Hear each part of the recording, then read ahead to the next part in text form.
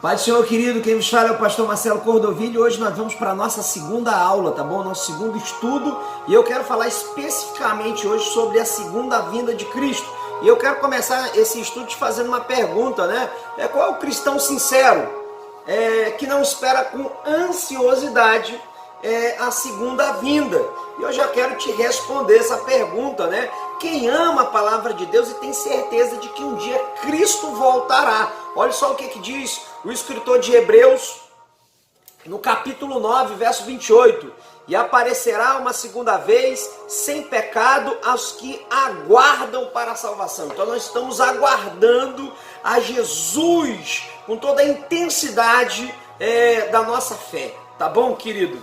É bem verdade que há inúmeras profecias sobre esse acontecimento nas Escrituras, inclusive no Antigo Testamento, tá bom, querido? Conquanto naquele tempo a gente precisa compreender que os israelitas, eles não entendiam que seria necessário o Messias vir ao mundo duas vezes, tá bom? Na primeira vez ele vem arrebatar, ele vem se entregar, né, morrer pelos pecadores, nos lavar, nos salvar, e na segunda vez ele vem realmente buscar a sua igreja. O Antônio Gilberto, podemos dizer assim, o saudoso, né, Antônio Gilberto, ele vai dizer o seguinte, ele vai dizer algo bastante interessante.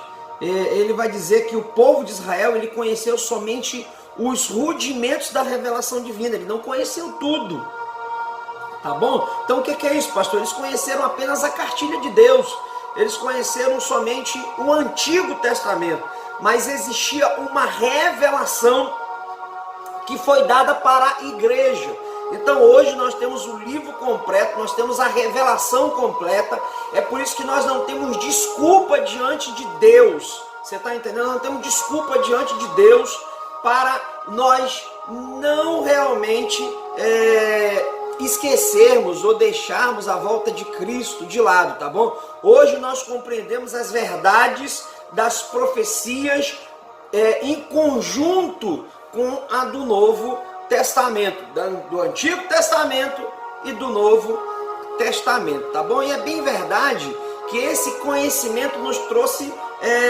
as seguintes verdades à tona. A primeira verdade, tá bom?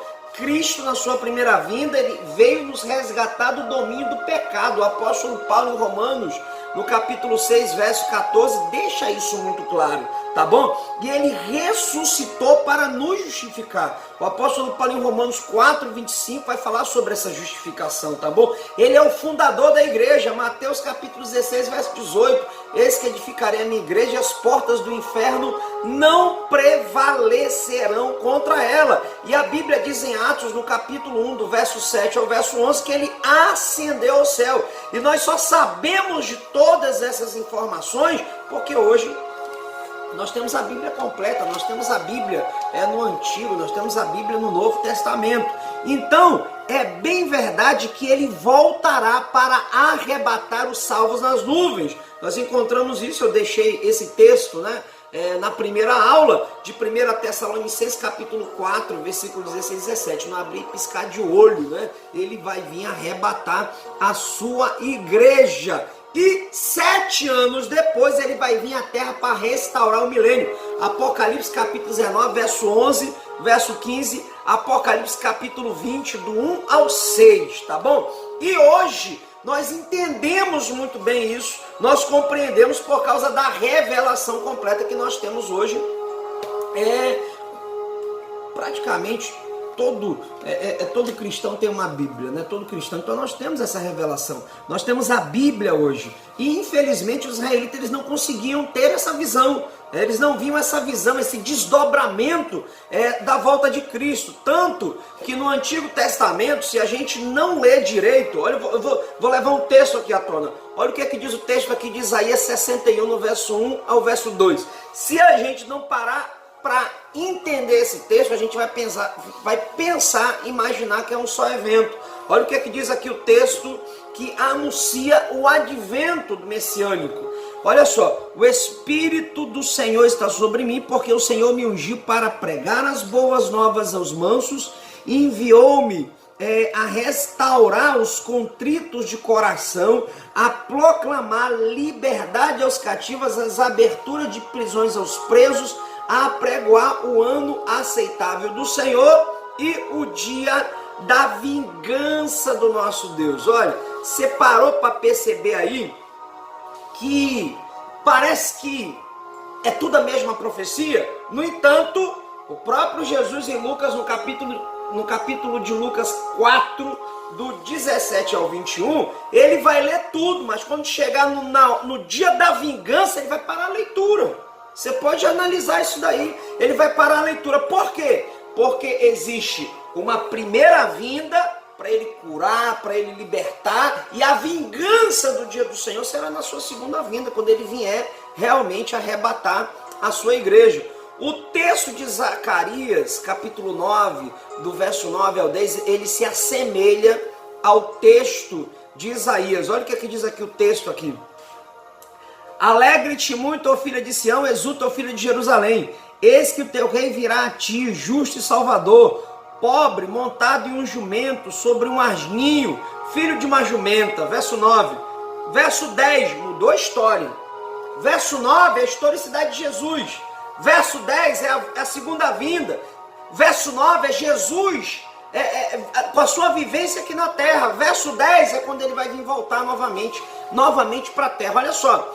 E destruirei os carros de Efraim, os cavalos de Jerusalém, e os arcos de guerra serão destruídos, e eles anunciarão paz às nações, e o seu domínio se estenderá um mar a outro, desde o rio até a extremidade da terra. Verso 9, Cristo andando na terra, tá bom? Verso 10, o segundo advento, que é a volta de Jesus.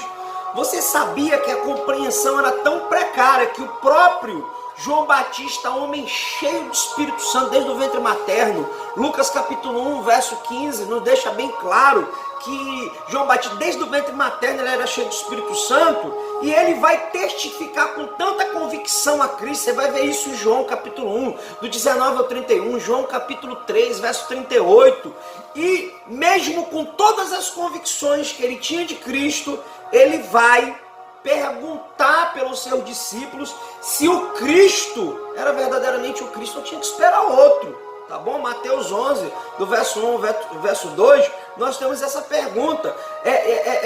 João Batista, ele tinha Jesus como o último dos profetas do Antigo Testamento e que a vinda de Cristo na terra seria a única. Então João Batista pensou assim, não, a qualquer momento a perspectiva de João Batista, a perspectiva até mesmo de Judas era essa, de que Jesus veio só uma vez e ele iria destruir todo o Império Romano, ia trazer novamente a ordem para a terra.